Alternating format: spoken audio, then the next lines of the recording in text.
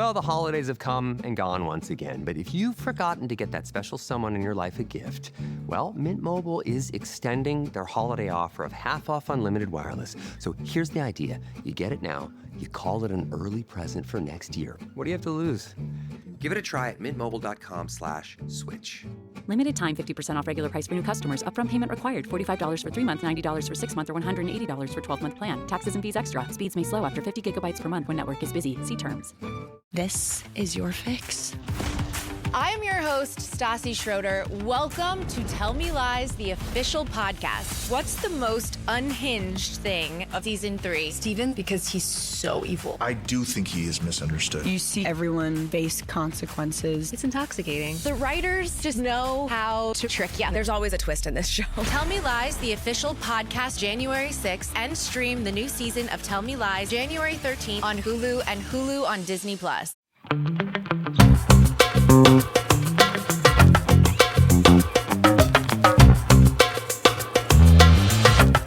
Hi. Welcome back to another episode of Don't Blame Me, where we, two gorgeous, wonderful, amazing humans, give you advice. We chit chat. We talk about pop culture. You get some of our hot takes. Maybe you'll get some of your hot takes. And hey, we're just like the little friends in your ears. Your blush looks good. You do it different.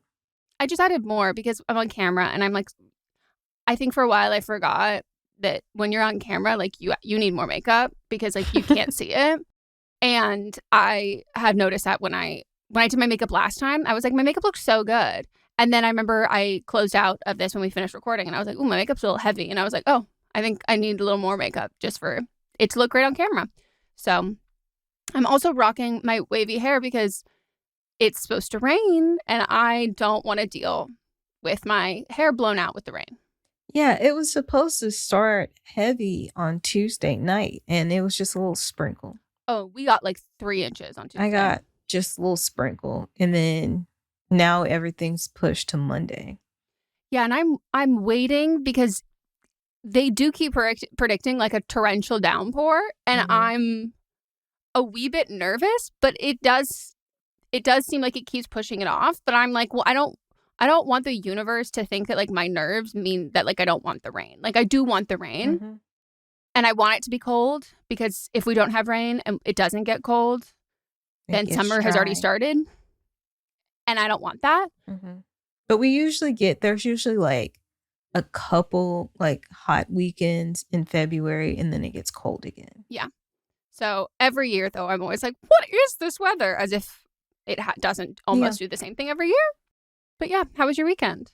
Well, it started out rough. It did. But then I missed things I was supposed to do Saturday morning because I had to sleep. I was worried.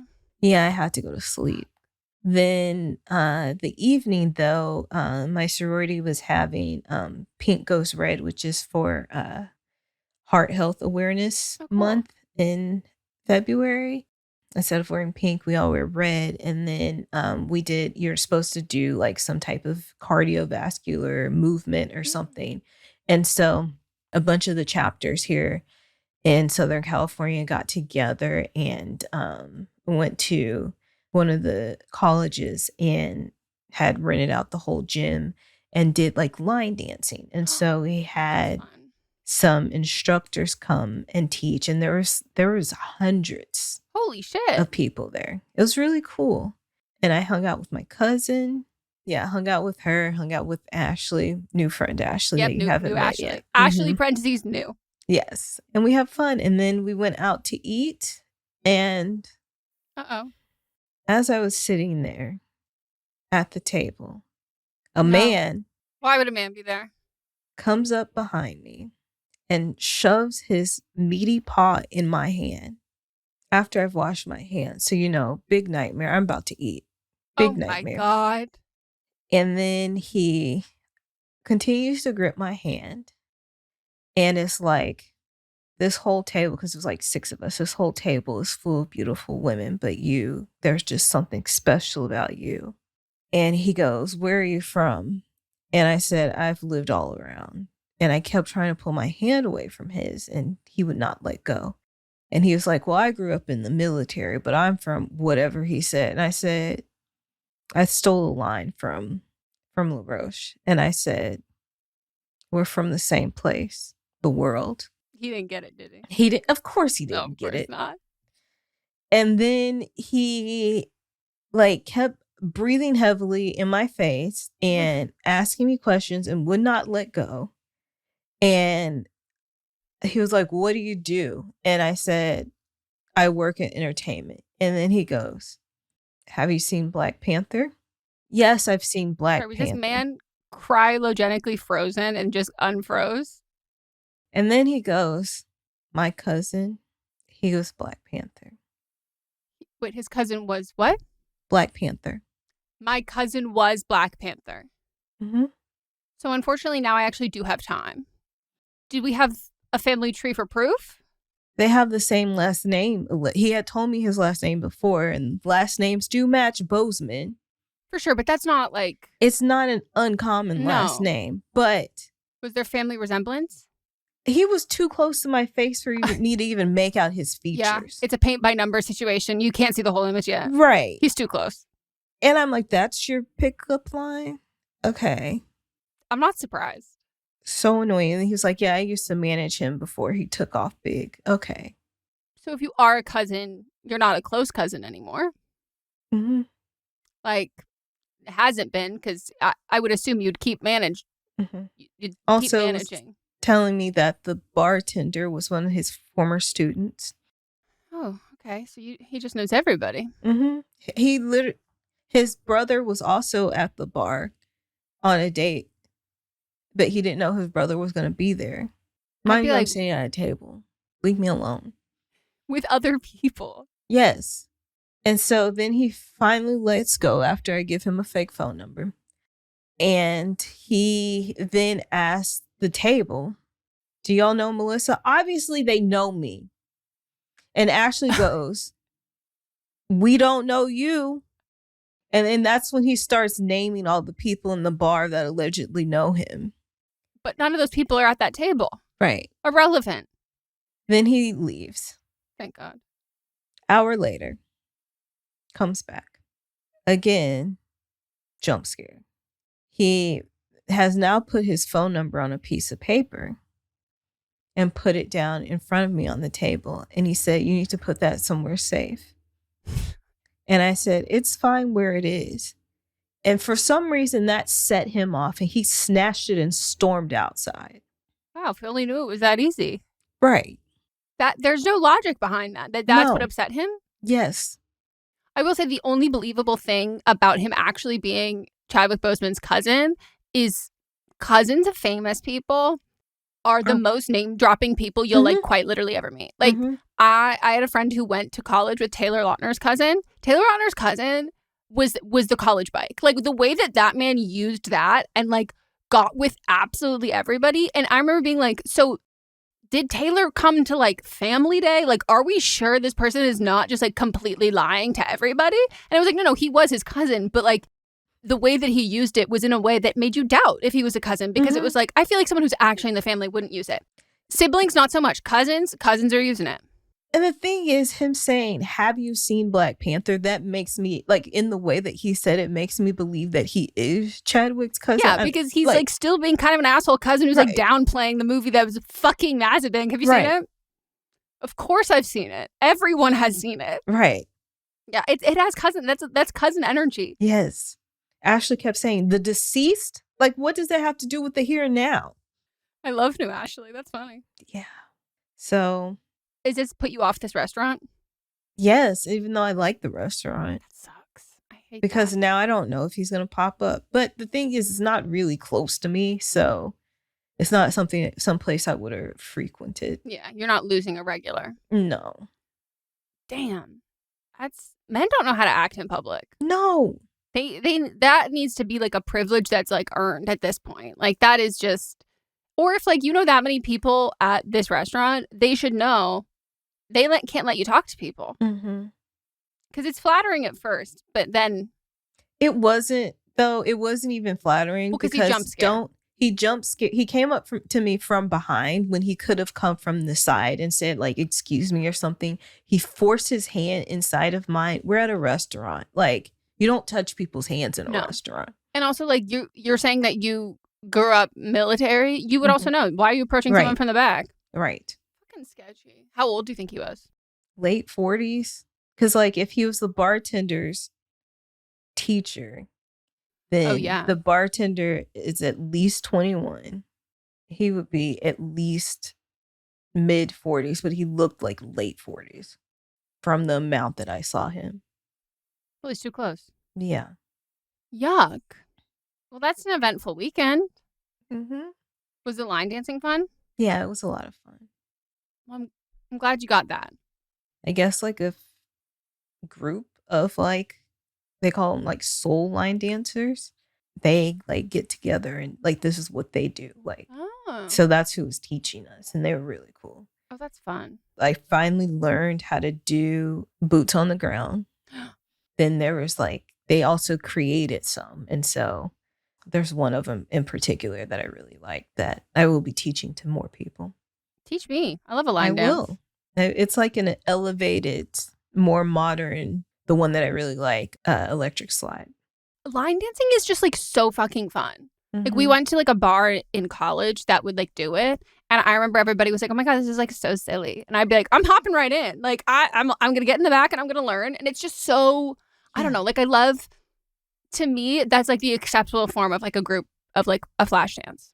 Yeah. You know, because you're opting in, you're choosing to do it, but like people are always like, why aren't there more things for people to do, like going out to bars and stuff? Oh, choreographed dance. Yeah, just do that. It was great. I had a good time. I saw Prince Harry's father, an old photo of him with facial hair. Harry looks exactly like him. You know, like he just grew into being a toad.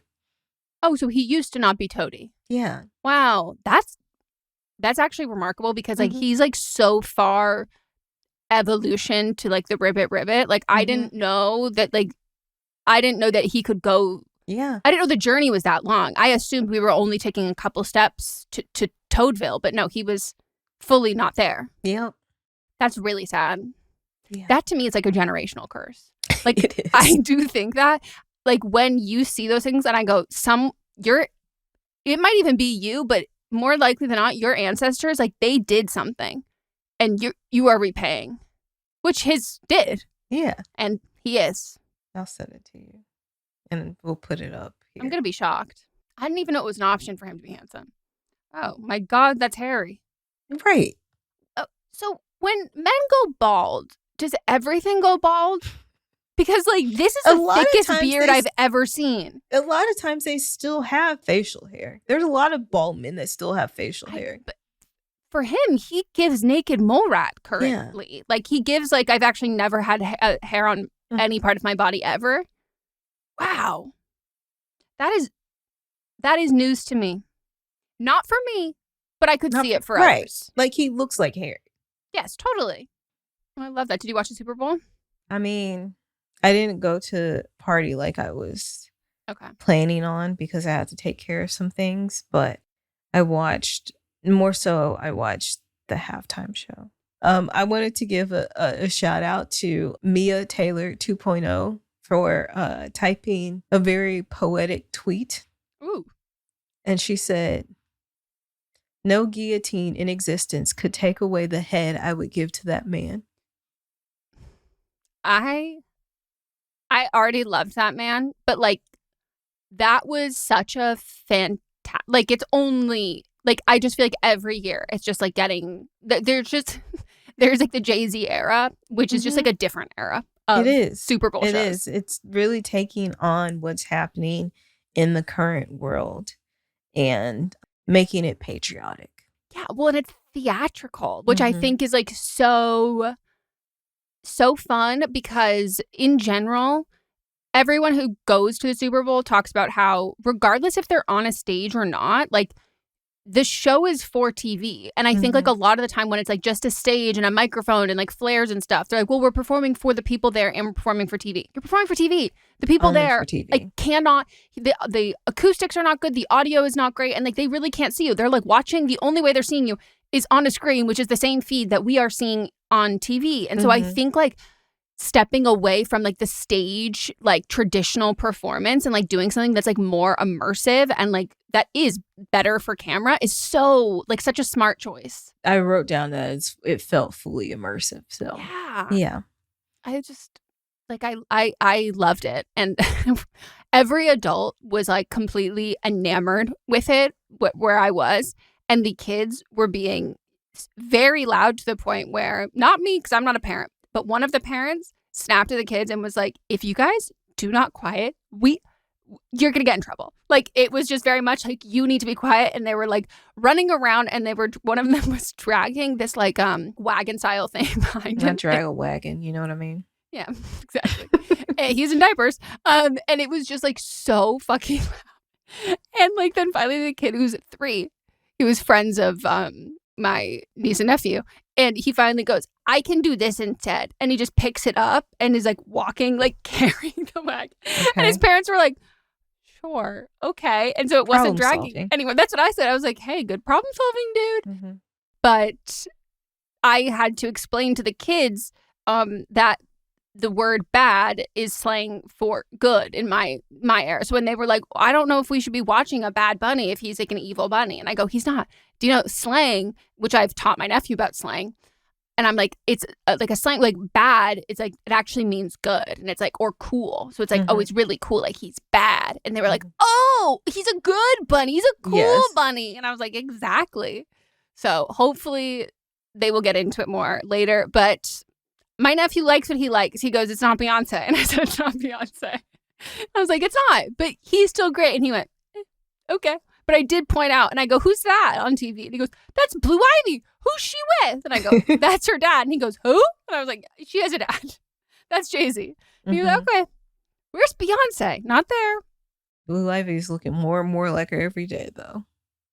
There's some news articles that were saying it was Beyonce. I was like, that is a child. Come on. Like, it was crazy because like I will say like at Cowboy Carter it would be half the time I would be like that's Beyonce and the other half the time I would go that's Solange. Like it's just that. And now when I saw her there I was like, oh my god, like you are your mom's twin. Like crazy and she looked like she was having so much fun and she did her annual jumping picture which I was like, oh, wow. And the taller she gets the higher and higher she gets off the ground. And she was doing it with Romy too. So fucking cute. I have to say, my favorite response to someone's like unhinged racist rant about the Super Bowl show was Don Lemon to Jill Zarin, where she had said, like, where are the white people? And he said, if you want to see white people, just go look in the Epstein files. Right. And I was like, damn. Yeah, that woman is not entertaining on television as it is. Yeah. She was fired very early on from Real Housewives of New York and has been begging to get back on television. She finally got the job and then said this shit and got fired again. I obviously don't watch Housewives, but like I like was reading all of this and I didn't see anyone being like, oh no. Like it didn't seem like she was even like a fan, like a problematic fan favorite. It's like one of the ones who I have met who was very kind to me, but I'm sure she's done wild things. Ramona Singer. Yeah, she's terrible. She's at Mar-a-Lago every weekend. Exactly. And people were saying that. But she's entertaining to watch on TV. Yeah, and her daughter, they were like, thank God for her daughter because her daughter like reins her in so we can still enjoy her chaos on television. Like the chaos that translates obviously to real life and her choices and her belief system and all that, but reins in enough that she's still able to be more entertaining on TV than like dangerous on TV or like anything like that. And I was like, but no one was saying that about Jill Zarin. And I was like, oh, damn. Nope. Like Ramona was it was years ago, early in the days when we were doing But Am I Wrong? And I said, like, not everybody, I think my hot take was like, not everybody on TV needs to be politically correct or something like that. And I was like, because there's no drama if everybody just agrees. Yep. But she's got a kid to rein her in. Yeah. Which, shout out to that kid. I mean, that's tough. Jill also does, but I don't know how much her daughter's, because her daughter wasn't that much on the television, where Ramona's daughter was very much on TV. Yeah. But damn, I was like, Don Lemon, that was... I would have been, if I'm behind the camera, that camera's shaking. I'm giggling. I'm like, that was quick. That was really that good. Meme of Leonardo DiCaprio behind a camera. That's literally me. All right, let's take a break. Why do most of us want to learn a new language? It's probably not, especially in my case, about memorizing grammar tables or topping a leaderboard. Melissa likes to win, though. I do like to win, but when it comes to real world learning for languages, it's more important to put it in practice than it is to win to me. Oh, that's deep. And hey, you know how we get there? Babbel gets us there fast. Learning a language with Babbel is all about small steps, big wins, and progress you can actually track and feel. And I like to track and feel in the same way that I like to track and field, because I like to run. And she's good at running. Now, for me, what I love about Babbel is they're bite-sized lessons. They fit easily into your daily routine, and they are also easy to, say it with me, everyone, remember. And as someone who has a hard time remembering, that makes it so much more attainable to me. And just 10 minutes a day is enough to start seeing real results. I take what I learned from Babbel and use it in my everyday life. I've been working on strengthening my Spanish, and then also I do a lot of international work, and so I've been learning phrases so that I can communicate with my team leaders more. I recently went on a trip to Colombia, and it reminded me, boy, oh boy, girl, you cannot be continuing to coast on your middle school and high school Spanish. And I find I'm so much more comfortable reading in Spanish and understanding, but not so much speaking. But with Babbel, it's getting me more comfortable speaking, but especially more confident. Babbel has over 25 million subscriptions sold worldwide, and with 14 languages to choose from, every course comes with a 20-day money-back guarantee. Here's a special limited time deal for our listeners. Right now, get up to 55% off your Babbel subscription at babbel.com/don't blame me. Get 55% off at babbel.com/don't blame me, spelled BABBEL.com/don't blame me. Rules and restrictions may apply. The world moves fast. Your workday, even faster. Pitching products, drafting reports, analyzing data. Microsoft 365 Copilot is your AI assistant for work. Built into Word, Excel, PowerPoint, and other Microsoft 365 apps you use. Helping you quickly write, analyze, create, and summarize. So you can cut through clutter and clear a path to your best work. Learn more at Microsoft.com/M365 Copilot. Instagram teen accounts have automatic protections for what teens see and who can contact them, plus time management tools. And Instagram will continue adding built-in safety features to help create age-appropriate experiences. Learn more about teen accounts and Instagram's ongoing work to protect teens online at instagram.com/teen accounts.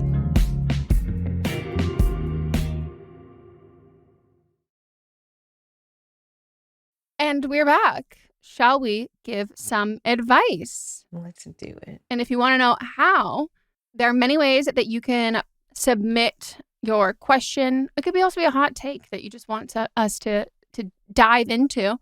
You can fill out the form that we have listed in the show notes as well as on the bio for our socials. You can also send us a DM. You can send us an email to meghanpodcast@gmail.com. You can leave us a voicemail at 310-694-0976. You could, again, type out that email, or you can send a voice memo there. Whatever suits your fancy. And we've gone over all of the rules so many times, but the only really one that I'm focusing on right now is you got to be over 18. No youngins. No. And you got to be like graduated high school 18. Yeah. You can't be like, my parents like held me back and like I'm a quadruple super senior. I'm 20 and I'm like a senior in high school. No. I was more so saying you can't be like turned 18 and still in high school. That's what I meant. Oh, okay. Yeah, that's true. I know you had a later birthday, so you didn't experience that. No, and I think about that like, when I hear about them, like, redshirting kids, I wouldn't even have, like, the option in a lot of places now that I would have had to be held back a year because everyone's like, well, summer birthday, obviously. And I was like, oh. Yeah, most people are. Immediately, August, it was like, nope. Yeah. And I was like, oh, I was just so very young. And now that I think about it, I literally did only know 2 other people with summer birthdays. And I only knew one other person who had a birthday after me, and it was like pretty close right after me. I was like, damn, we were the babies. Everybody I knew that was like post-July, they were just the next. Yeah, it was automatic. Okay, I'll go first. Okay. Hi, Eminem. I'm 23, she, her. I was dating an Italian man, Antonio, 26, male, for about 2 months. Everything was going great. We met weekly, the sex was amazing, and the conversation's even better. Things were moving towards a relationship. We were taking it slow, which I liked since I tend to be a little avoidant, though he didn't like texting much, which did irk me. Suddenly, he had returned to Italy due to a serious family situation. We decided to end things since a long-distance casual situationship wasn't what either of us had wanted. He doesn't know when or if he'll be back, but we agreed that if he does return, he'll reach out. I'm not waiting around for that, though part of me thinks he may eventually come back as he still has a PhD to finish here. I also snooped and noticed his Tinder distance hasn't changed, suggesting he hasn't opened the app. However, I did go back on Tinder and impulsively matched with another Italian man, Matteo, 24 male. Where are you that all these just Italians are about you? Maybe up north, New York area. Is that like a geography thing, or there's just a lot of Italians in New York? There's a lot of Italians in New York. That's what I thought. I was like, that's how my brain went to, but I was like, I don't know how close Italy is to that. I wasn't looking for an Italian. An Italian was looking for me. I'm kidding. That part they didn't say. It just happened. Or she's from the area by me in Arkansas. Oh my God. Yeah, where she's like an insane concentration of Italians. We went on one date, which was fun, and he texts a lot. I like him, but I know I won't like him as much as the first guy. I might be open to something casual, especially since he's only here until June. I'm not a serial dater, and generally I'm fine being alone. I only initially started talking to Matteo because of impulsivity. As of now, I know that if Antonio came back, I'd want to see things through with him. My questions are, would it be weird if Antonio came back and found out I started dating another Italian so soon? Should I stop dating and focus on myself, or would that put me in a waiting mindset for someone who may never return? And is this fair to Matteo? Mamma mia, that's a spicy meatball of a problem.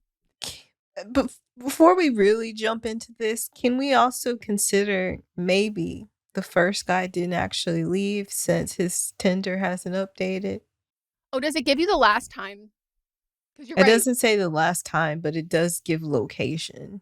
Maybe he hasn't opened it, but also, is there a possibility that he didn't actually leave? Because then that will solve some problems. Yes. So my initial question, and it really like everything hinges on it, is like, what is the concentration of Italians where you are? Because like, if there's like a lot of Italians, then I don't think it's weird, kind of like at all. If there's not a lot of Italians, or like there hasn't been, and there was like a sudden influx of just like these 2 Italians, do they know each other? Like, are they? Because if it's just like, oh no, I live in, I don't know, like rural Nebraska, and like everybody here is like a tiny town, has been born here forever, and then you just suddenly go on Tinder after going on, let's say, all the time, and suddenly there are 2 Italian men. I might be like, okay, it's a little odd. Maybe a little fetishy. I don't know. It's just like, if there are only 2, I also think you could solve the conscience problem if you also just like start dating someone else who's like, but then also are you going to start like screening people for being Italian? You're going to sound like my grandparents. Are you Italian? Yeah. I just say, you like what you like, and why do you have to explain this to this other man? Well, my worry was that she thought maybe they would know each other. But if it's a family emergency, you'd think all the family would go. So therefore, he either didn't go. Yeah. Or I think the man would just be like, the first man would be like, so you just replace me with another guy from the same place that I'm from? Also, so I think that's what she's thinking. Well, he also, if he's coming to America, dating Americans, you know? Yeah. And he'd be like, you're dating another American after me? So like, just That's gaslight him. different. Just switch it on its head. Just completely gaslight him. Yeah, I mean, you can't wait for him. And if you're just having a good time, have a good time. I don't think this specifically means that you need to not date anybody and figure things out for yourself. No. And I think like this feels like an Italian problem, but I also think this is just like dating. And I think you might just like, there might be a mirror kind of like showing yourself. Cause like, what if you put him next to all of the other guys you've dated who aren't Italian? I'm going to assume there's a lot of other things that like they share, whether it's like looks wise, personality wise. Like I would assume, I mean, in general, when like you see someone that like your partner has like dated before, you're always like, okay, we have that kind of similar. Like you can usually tell a type. And unless like from a very early age you've like exclusively dated Italians, I think you would know that. I think it wouldn't be like a sudden realization at this point in time. But also maybe the universe is telling you that like you got to go to Italy.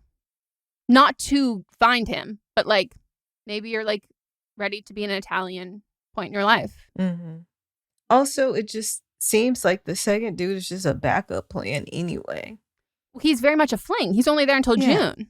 So just date him. Just date who you want and have a good time. You're putting too much pressure on this. Yeah. Let's learn to date. And plan your trip to Italy. Mm-hmm.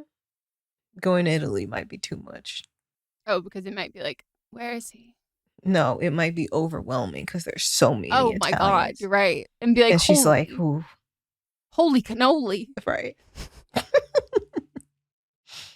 I can do this, everybody. I have Italian DNA. Thank God those grandparents are dead. They would be so upset. Let's take another break. We're back. Hi, Meghan and Melisa. Thanks in advance for any advice you give on the situation. I love everything you girls do. For some background on me, I'm 29, an Aries, but right on the cusp of Taurus, which I feel like matches me more sometimes. And you can be brutally honest with anything you want to say. I am not sensitive on this topic whatsoever. Some necessary background. My grandparents on my mother's side raised me, and I saw my dad growing up a couple times a month. When I was in high school, things kind of took a toll. He started dating someone that had 2 kids of her own, and then they had a kid together. So I have a half sister. That's what the situation is largely about. And my dad and I started having issues when I was about 17. I don't need to get into those, but all you need to know is for about 4 years after that, we were on and off talking.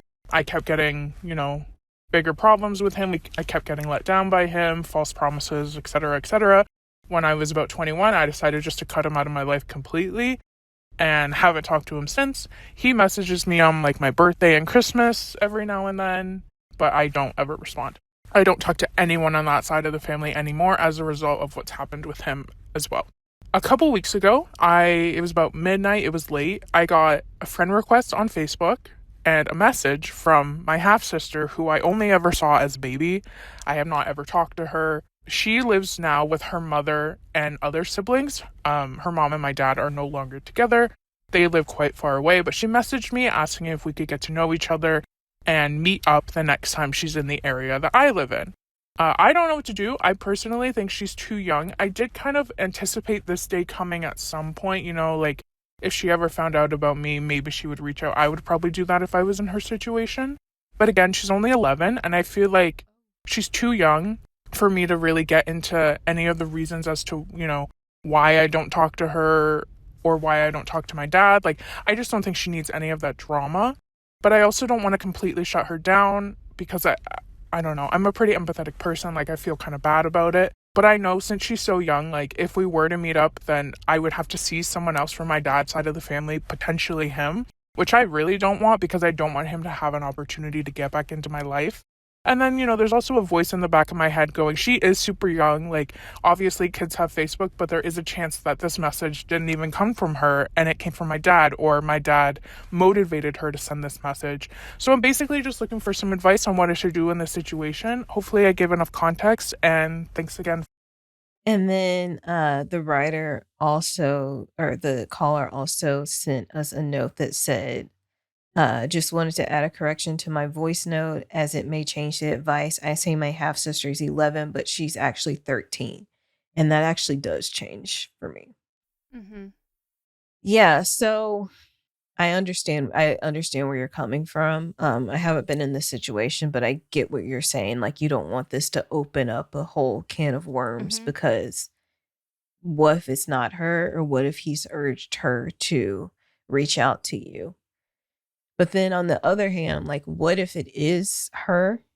What if she's also probably going through some of the same things that you have gone through, and she needs somebody to relate to, and she knows that you don't talk to him? I mean, you literally haven't seen her since she was a baby. So is there, I'm sure you don't even talk to his now ex-wife, but is there a way to contact her and see, because it's X for a reason, a way to contact her and see, like, hey, I received a message from whatever your sister's name is, and I just wanted to see I wanted to see if you were aware of this, like, out of respect, coming from an adult to another adult. Yeah. I think that's like the move. I can very much relate to this. I really understand this. Different estrangement on different ends, but like I have a half sibling who's like exponentially older than me, and there is a chance that it was your dad in the message, but that also doesn't mean that like you have to shut this down. Like, I think the way to go about it in general, I think like 11-year-olds shouldn't be on social media. 13 years old, sorry. I don't think they should be on social media in that way, and like reaching out to people who are related, but also like, you know, internet safety, that it could be the wrong person. Like, you're a baby. You might not necessarily remember. I mean, you wouldn't remember, but like it could be the wrong person. So I think like the best thing to do is like to reach out, like Melissa said, like reach out to your ex-stepmom and be like, hey, don't know if this was him. Don't know if this was you.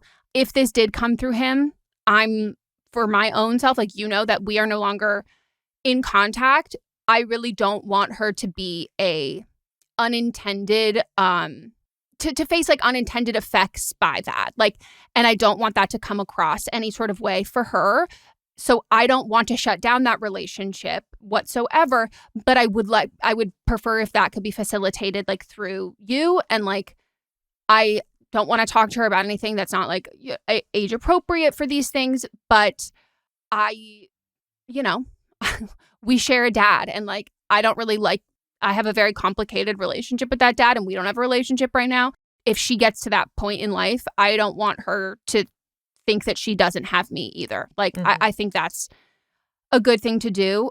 But yeah, I would encourage it, because like there is like, at a certain point, you like, again, as the younger kid to someone who I have a way older half brother, I didn't really need to be told certain things. Like, I had eyes, I could figure stuff out, and I did. But there is also a real possibility that this kid is being used as a pawn, especially if like your dad fucking sucks. Like, you could be being used as a pawn to facilitate that. And like, I also understand that. And so that's like I'm not going to say that like that's not a possibility. And I'm also not going to say like, you know, it's worth the risk, because like it's not necessarily worth the risk, because your half sister will still be unintentionally hurt in that situation, because like she doesn't know she's being used as a pawn. So if you still go through with it, and like she realizes that this was a scheme for something else and to facilitate a relationship with a family member that you have cut off, like that's like an unintended amount of like guilt on someone who like had no idea that that's what they were doing. And even if it's like you think that it's supposed to be a certain type of way, I think if you can go through your stepmom and then you call the shots in a way and be like, hey, you're here, we'll meet at this restaurant, bring a friend with you to like not stay and not see that, but like just to like sit in the restaurant, just to kind of like do some recon to see if any of the family members like have shown up, and just like assess the situation. And, you know, and then finally, if that's how it doesn't work out in a way that you don't feel like you're not being thrust back into family dynamics that you've taken yourself out of, then I think you can respond to the same Facebook account and being like, hey, this is like, you know, not a place that I'm willing to be at. And I don't have a relationship with this side of my family anymore. And we can have that conversation at some point. But like when you turn 18, give me a call. Like, give me a text. We can talk about it. I want you to know that like not being able to pursue this relationship right now because like other people in the family are sticking their like they're participating in a way because you're a kid and like they should is not something that I can do, but I'm not closing the door on this forever. Like I would love to get to know you, but when you're 18, like give me a call, like give me a text. I think it's never too late to foster a relationship like that with like anyone. But yeah, I don't know. I guess I'm a little bit wary of a 13-year-old pursuing that. And like maybe that's just because like I was never the one who pursued a relationship with my brother. Like it always had really come from like him and his like wife. Because like I do think in general, when there is a really big age gap, my brother was like an uncle. Like it's just, it felt like the ball was always in his court and has always been like that. So maybe she's just a much more bold 13-year-old than I was, but I don't think that your worries are unfounded. And I think that you should be doing your due diligence around it because I do think it could be a setup, but that doesn't negate the fact that I think you should still pursue a relationship with her. It just might not be able to be right now. Yeah. The age gap isn't as big as you and your brother. No. And it might be also different because it's like. They grew up together at some point. Yeah. Or well, like not really. She was just there when she was a baby. Yeah. So. But like I didn't meet my brother until I was like 5 or something. And I've probably met my brother like 5 times in my whole life. So like there is like a difference. And also it sounds like your dad did raise her, which is also different. My dad did not raise my brother. So there's kind of like an assumption there that I could be like, okay, I would assume how you feel the way you feel. But he raised you. That's what I mean. So it's the same in that sense. Because he raised the sister. Oh, you're right. No, you're right. The older sister wasn't. Okay, yeah. So that is similar. Yeah. But it's like it's tough. And I just would say that like I obviously can't know who it's like tougher for, but as the kid who was technically raised by the parent who did not raise the other kid, I did not grasp that concept until I was older. Like I had a lot of I had so much fucking jealousy for my nephews, like because they were grandpa and like my dad was much more present as a grandpa with them than he was like as a dad at home. And so like I had so much jealousy. And my brother, again, it was a much bigger age gap that I'm like, damn, the fact that you weren't like, and I was like probably 9. The fact that he wasn't like, are you kidding? Like, like truly shut the fuck up. And I was like, I was just so jealous and so envious, but he like did not feel any sort of type of way about that towards me or anything like that. And so I think that there are like, there are illogical feelings that kids will have about certain situations, and you already knowing that you're like, I'm not going to explain or share any of these things in that kind of way. I think the only way that you can kind of maintain that is if you don't compromise your boundaries with other family members in pursuit of this relationship. Yeah. So this is tough. So I think that just know that like you're not going to fuck it up. You know what I mean? Like you're not going to fuck it up at any point because it's not permanent. Like it just is. She's a kid and it won't last forever. And so yeah, within the next 5 years she'll be 18. Yeah. And it does, like, for me, like hearing an 11-year-old versus a 13-year-old does change it, because I will say at 13 I realized a lot of things that were going on that I definitely didn't recognize when I was 11. Totally. And like a 13-year-old to me is more likely to have access to the internet and or it's more likely that they asked their stepmom if they could message you or confirmed this was your profile, if they could message you. And stepmom said like, okay, go for it, but didn't want to put pressure on you. So like I still think she should have reached out first. And also it might be the age that like your stepmom might be telling your sister, like she might be having more questions about why their relationship ended. And like she might not have like the most glowing view of her dad. It's like, how long have they been divorced as well? And like, is what's he the like co-parenting? actively Is he actively in her life? Like, are you able to see like pictures? Like, if she plays a sport or something, does he come into it, or is she just like with him on a holiday? Yeah. Because I do wonder if she has like a very robust extended family from his side. Sure, she could be reaching out to you because like they've gone in her ear and they're using her for that. But like also like you got a big extended family on your dad's side and you're like looking for the one family member who has cut him off. That relationship with that family might not be all it's cracked up to be. And she just might be even like looking for like a sounding board of someone who's like, okay, I'm not crazy for like maybe noticing certain behavior or not feeling a kind of way about this person. But yeah, you won't fuck up this kid by any means. So just like don't remove any of the pressure off of yourself. Because like, again, as I grew up, I've never held any expectations for my brother ever with our relationship. And as I got older, that became like more and more true. And when the age gap is that big, it's only like a sibling if that's like a conscious choice on both people's ends. And that doesn't make you any less related. It doesn't make any of that stuff like, but I think when you have that much separation and how you grew up and how you were raised, that being family is like is a choice. It's not something that I ever felt like deprived of by anything because it's like, well, it's just extenuating circumstances. Yeah. So, but this is tough and weirdly, I understand deeply. All right, we're going to take a break.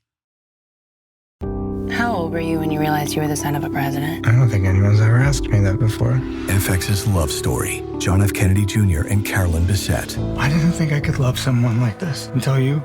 From executive producer Ryan Murphy. It's not a question of if I want to spend the rest of my life with you. It's if I'm cut out to be Mrs. JFK Jr. FX's Love Story. John F. Kennedy Jr. and Carolyn Bessette. Watch now on FX, Hulu, and Hulu on Disney Plus for bundle subscribers. Dripping in gold? That's cool. Dripping in Velveeta's supremely creamy golden cheesiness? That's respect. Elevate your drip with Velveeta's range of outrageously delicious dips and dishes. Shells, cheese, melty blocks, and heat and eat queso that go all in on indulgence. Flex on your fam with a creamy, cheesy masterpiece and go all in on what you love with Velveeta. Respect the drip and satisfy your cravings. Bring home the drip with Velveeta. This episode is brought to you by Redfin. You're listening to a podcast, which means you're probably multitasking. Maybe even scrolling home listings on Redfin, saving homes without expecting to get them. But Redfin isn't just built for endless browsing. It's built to help you find and own a home. With agents who close twice as many deals, when you find the one, you've got a real shot at getting it. Get started at redfin.com. Own the dream. We are back, and I need to know if you have heard about the Norwegian Olympian. The skier? Is he a skier? Snowboarder. That hit every nook and cranny? Nope. Okay, then no. Let me find him. While you're looking that up, I saw that there used to be like ballet skiing. That's the other one on my list. They only did it like twice, and it wasn't ever really, it was more like an exhibition, like the breakdancing was, because you can't really score it because they were more like it's vibes. So of course not. And like you have to be built with a level of knee stability that like I cannot fathom. No, but it looks so cool. It's so like cool. Ice skating, but on skis. And also, like, were the skis built of something different? Because I was like, it looked like the normal skis. Well, some of the ones I was like, these skis are both more rigid and more bendy than I knew skis could be. Skis are pretty bendy though. But even some of the ones they were they were doing something in a way that I was like, oh, I thought they were softer than this. Oh, I thought they were harder than this. And I'm just like so enamored with like because like people get injured skiing uphill, downhill. When you incorporate like I'm a flip and I'm a twist, the danger of that, like they were built differently. Yeah. Just like the ones that are, I don't know, I haven't been really watching the Winter Olympics because I don't like looking at things that are cold, as I've said numerous times on this podcast. And I do enjoy ice skating a lot, but I also think about them being cold, especially because they don't have on any clothes. But there was another one where they're just like in skis running up a hill. I love that. Who came up with that? Wait, so do you know about the the one where they like I think it's ski jumping, scalp something, where they ski off and then and they inject their penises with hyaluronic acid so they can have bigger suits so they can get more airtime. The way that I don't understand, the same thing with luge. I do not understand how you get good at this. I don't know what makes someone better than somebody else. And like, it's the speed and the angle. Yeah, but isn't that just like velocity? Like, isn't that just like science? But you have to know how to throw your body correctly. But how is somebody throwing their body back? But I'm like, I think once you can do it. You have to know your body. And then you have to know, like, you have to take into account like wind. Oh, there's a wind score. Yeah. Because it depends on how much you got to lean. And then like the speed at which you have to go down, because like all that, it's like you have to, in the same way that you have to throw like a ball with accuracy, you have to be able to throw your body with accuracy. And I will say my favorite kind of Olympic sports are the ones where I have this initial reaction where I go, what the fuck? But then I've watched 3 runs and I can immediately go, they're good, they're bad. And I don't even really know why, but I can like tell where I'm like, ooh, that was a bad one. That was a good one. But for that one where they're the ski jumping, the men all look really similar. Like, regardless of what country they're from, they all have like, they all breathe out of their mouth. And like, you can just tell based on like their facial structure that they've always breathed out of their mouth. And like, they all look, and I would assume there's a little bit of extreme body expectations because like they all have the exact same build and the same like look and they all probably weigh almost like the exact same down but like to that. You look at like a jockey that's riding a horse, they all look kind of the same. Oh, totally. But to me, I was like, so has your whole family like done this? And like, did this originate from a group of people who then like moved across different countries? Because I'm like, are you all, because it seems like such a, like, how do you find, are you all related? I think they're all like, they were into skiing and then their skiing instructors looked at them in the same way that my nephew was looked at and like, oh, you'd be a good swimmer. Yes. And they're like, and then they train for that. It's just, and like if somebody off just like looks, they'd look at you and be like, you'd be a good volleyball player. They tried so hard. But then look at your coordination. It's like, no. And someone looks at me and it's like a gymnast. Like everybody fits into. Totally. But it's just like so interesting. But our other favorite one has been the biathlete, the biathlon, which is skiing and then that guns. Was like biathlete. It's skiing and like then people are bi. Okay. No. Yeah, there's a whole group of just biathletes. No, it's skiing and then shooting guns. Okay. So they're skiing with like rifles on their back. And actually, I don't remember if it was big guns or small guns, but the part that killed me is they like never showed us the targets. We just like saw them like shooting off into the distance. And I was like, what's going on? But there's a Norwegian one who does this guy. His name is Sturla Holm Legeryd. I might be getting the last name wrong. So he won the bronze medal like last Tuesday. Okay. Or this past Tuesday. He won the bronze medal. And in his like celebration, like emotional speech, he like used that camera time moment to plead with his ex-girlfriend to get back together with him as he revealed on national television that he did in fact cheat on her. Yes, I did see this. I did not look into it just because I'd seen it after my hand had been violated. Mm-hmm. And men were just annoying. Yeah, I did see this information. Cheated and then pleaded. Uh-huh. And I'm like, first of all, don't air my business out there. And secondly, after the bronze medal, you think third place is going to win me back? Third place. You could have not at least gotten gold and then privately tried to woo me back with like your I don't know, whatever sponsorship that you get. Maybe give me some beanies, give me some like nice cold weather gear, get whatever. But I'm like, you're going to get up there win bronze. And by the way, now that's not just being picked up by Norwegian media. It's picked up everywhere. Now the entire world knows. And she responded. Mm-hmm. She said it would be hard to forgive him for cheating on her, even after a declaration of love in front of the whole world, who remained anonymous. Thank God.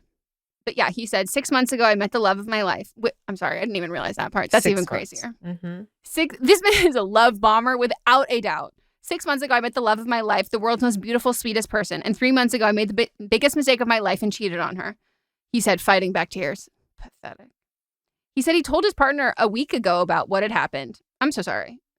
You did it 3 months ago, told her a week ago, and then said, sorry, gotta go to Italy, gotta get my skis and my gun. But she made it clear to him that she was still pretty upset. I did not choose to be in this position, and it hurts to have to be in it. We have had contact, and he's aware of my opinions on this. Oh my God. And then he did eventually say, I deeply regret that I brought up this personal story on what was a joyous day for the Norwegian biathlon. I'm not quite myself today. I'm not thinking clearly. Oh, and then he apologized to the gold medal winner because apparently it was completely overshadowed by him admitting that he cheated. What a loser. Yeah, they also, my ex-girlfriend who unwillingly ended up in the media spotlight. But I hope she's doing well. But he was just crying about it. I was like, oh my God. People know who she is too. Yes.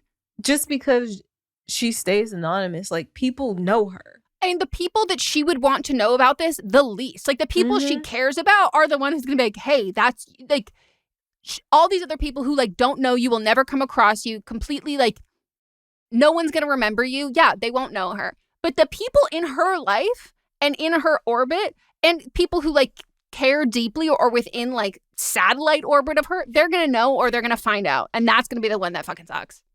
And also, by the way, if she gets back together with you, that's so fucking embarrassing. Do you know what I mean? She might have gotten back together with you. And it's okay, well, I'm not going to tell everybody you cheated on me. But now she's well, now everybody has to know. Yeah. Unless she asked you to be you need to fucking tell the world what you did. Yeah. But instead he's sorry. No. And there are certain athletes I would never date. I would never date a marathon runner. Not that I think there's anything wrong with them. It's just we're so mismatched on levels of intensity for and what we're intense about. Never a tennis player.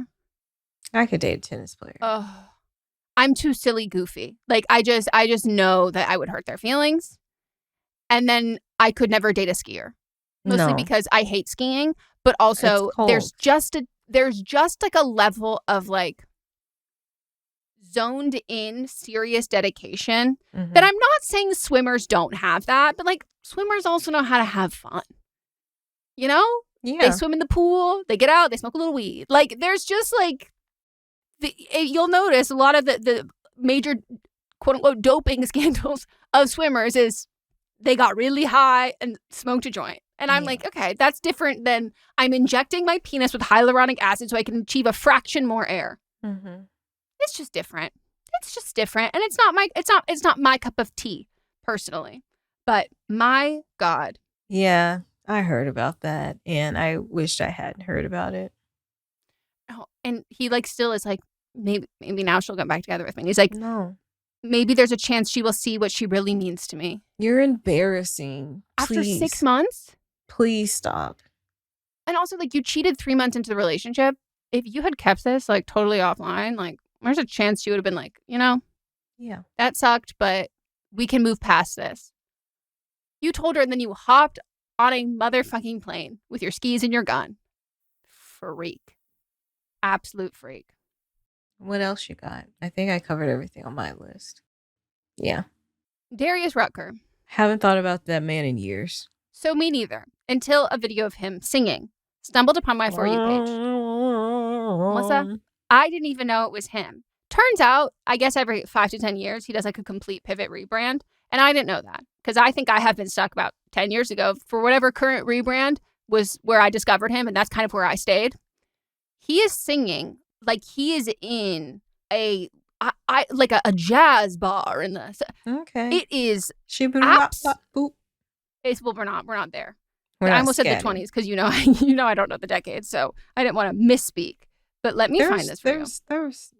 jazz stuff in the 20s. No, I know, but I didn't want to pick a certain one because I was worried it was gonna be akin to scatting, and he's, as far as I can tell, has not done that part yet.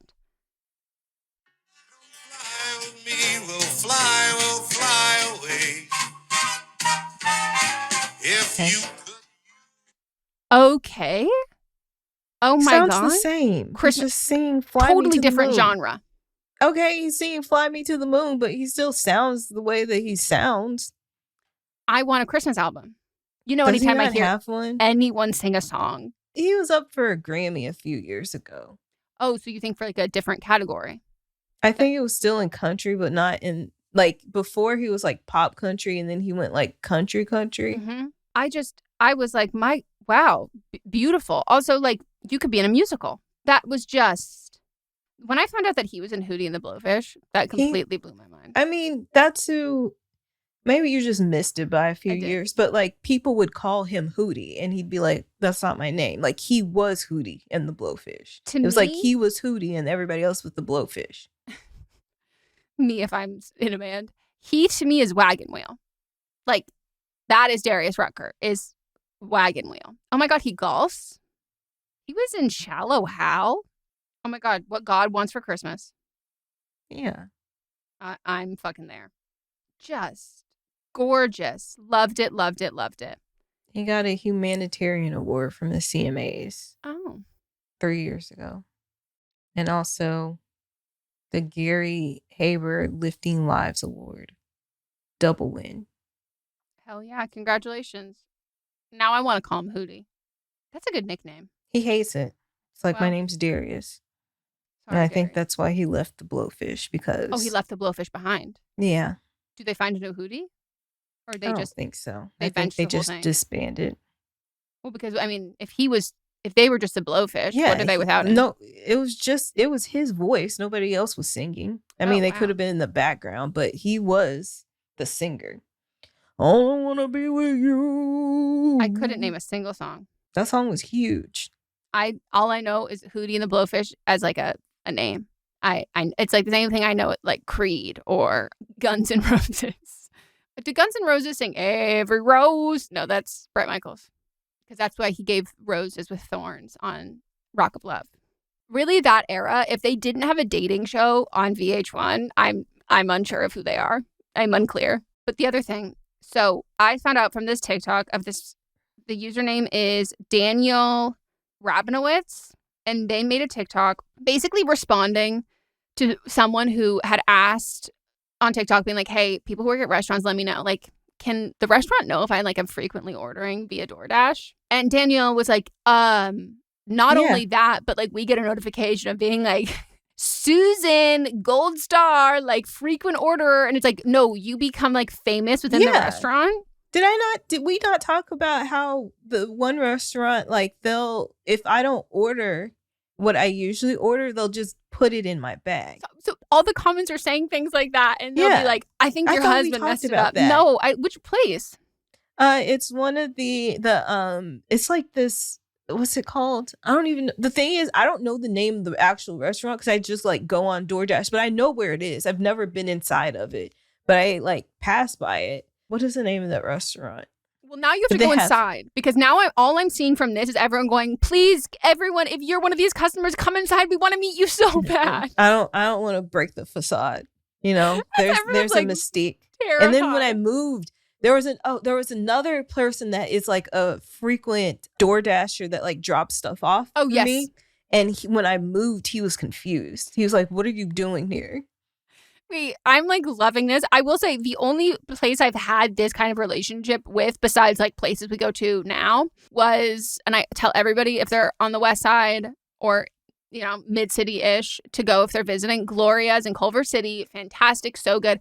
I remember when I was moving, because I literally lived on the same block. Like I used to just walk there multiple times a week. Mm-hmm. When I moved, I remember I told Gloria, I told the servers and I told Gloria, being like, I'm moving. I'm just letting you know, I'm not going to be here as much. And then I like still go occasionally, and they would be like so happy to see me. I remember I used to bring the different guy I dated before Mott's. I had brought him there, and then when he didn't come with me the next time, they were like, you broke up. I didn't like him. And I was like, no, they like Mott's though. But now we'll go back. It'll be like months. And I remember during the pandemic, we like would go out of our way to go. And they were like, so like, they were like, oh my God, like you guys are engaged, like so sweet. But I think about that where I'm like, just completely dropping off the face of the planet. Like I'd be concerned. You're right. Yeah. Yep. There was one person that like always ordered something and then he didn't. I think it was pizza maybe. Like he was always ordering the same pizza and then hadn't ordered it. And then they sent to do a wellness check and the person wasn't okay. Mm-hmm.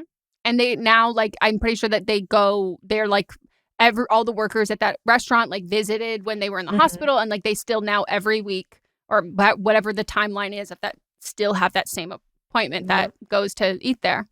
But this one's so funny. I ordered, I'm not sure what this is, mountain melts from the ale house by my house every day for 2 weeks straight. And I got a LinkedIn notification that the manager of that location looked at my profile. Like the comments are killing me. There's a pizza place that's 0.2 miles from me. I order from like 4 different apps whenever they had the best deals. I went into the store once and they were like, hey, it's every app, girl. Like, I love it. Yes, we can. There is a cook who works every Tuesday, so do I. And once I told him he made the wrong size of ranch for an order, and he replied, she orders every Tuesday. I know what I'm doing. I never spoke up again. And like, it's like they say like loyal customer on it. I came in and they called me Emily No Onions, like it was my last name. And so apparently people will also like, if you're ordering a lot, they'll like write on like the slip, be like, come in, we want to meet you.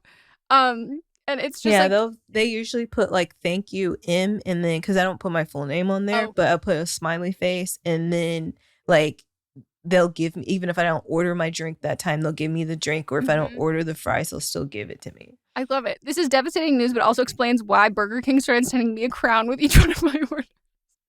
Like I just like love it.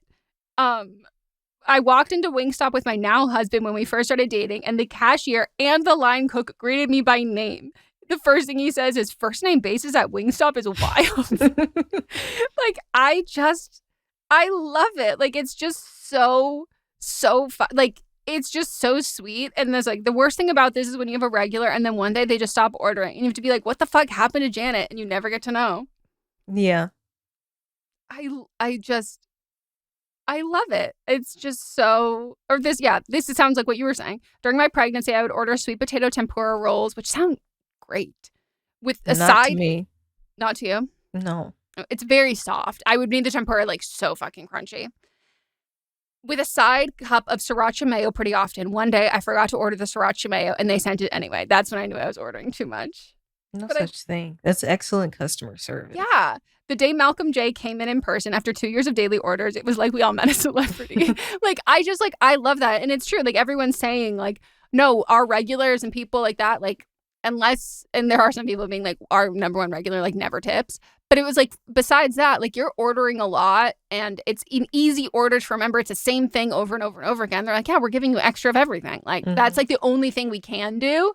And like, yeah, we talk about you behind your back. We don't know anything about you. Someone else responded going, yeah, I try and look all of them up on social media. I was like, my God.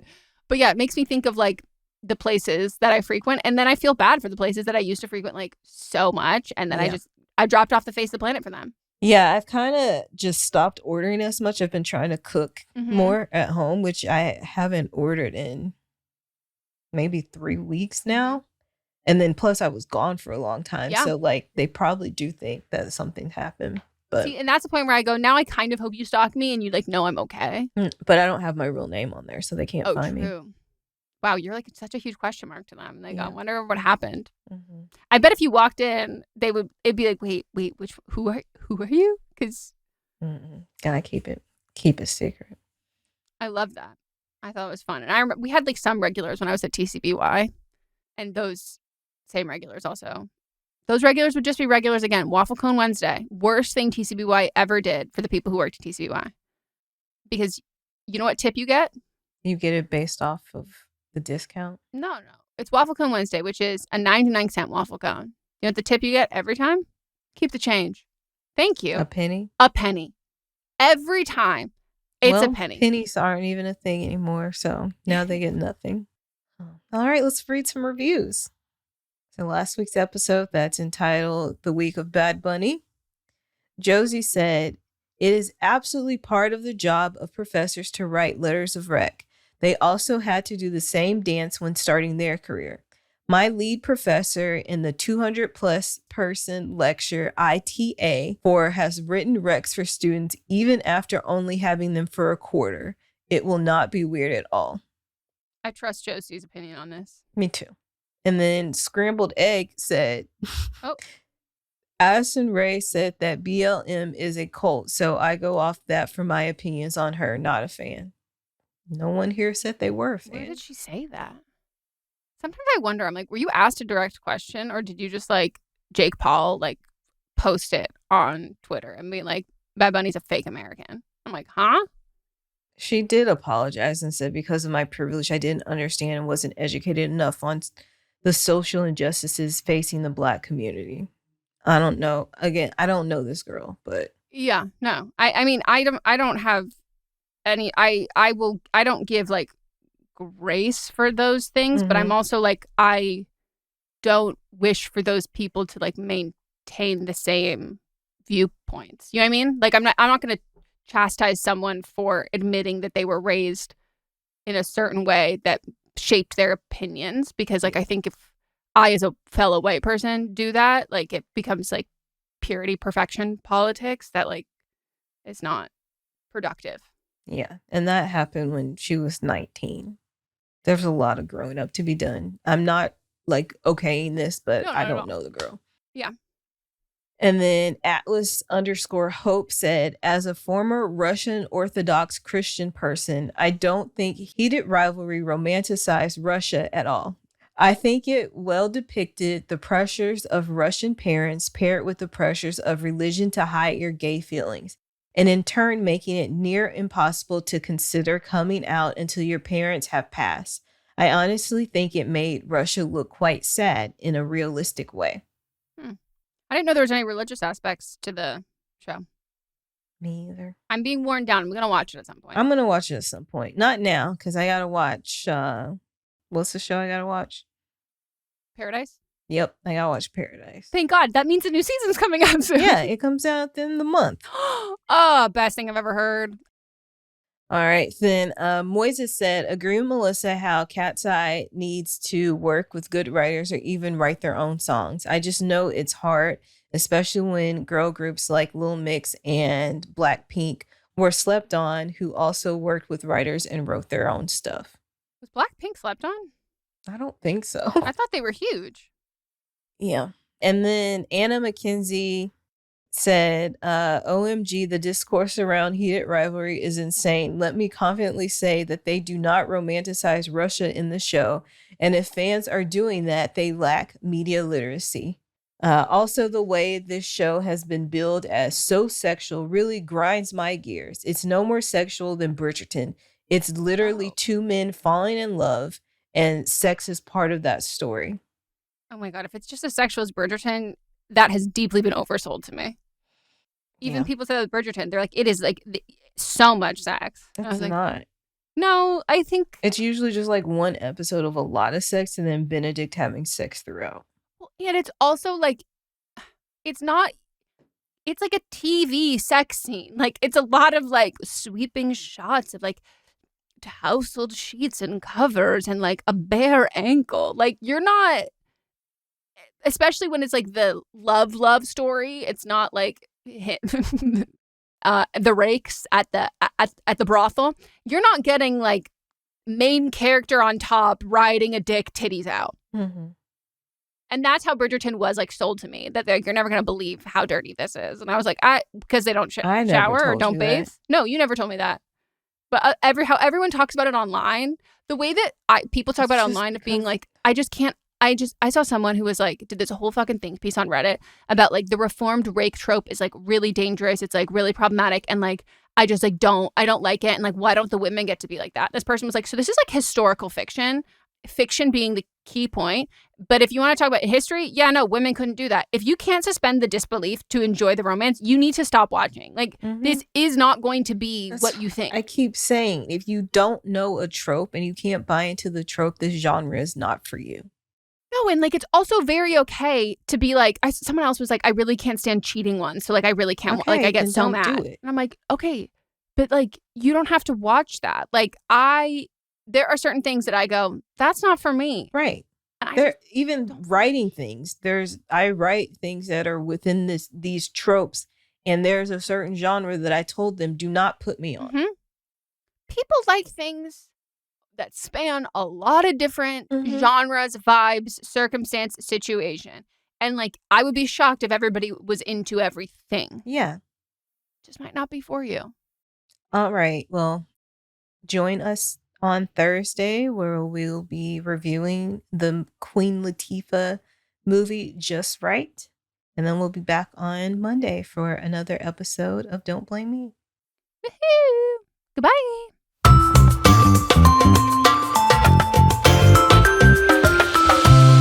This is a Sister Sign production hosted by me, Megan Rinks. And me, Melissa D. Montz, plus Diamond Imprint Productions. Post-production by Coco Lorenz. Production assistance by Melanie D. Watson. And music by Ryan Hunter and Giacomo Picasso.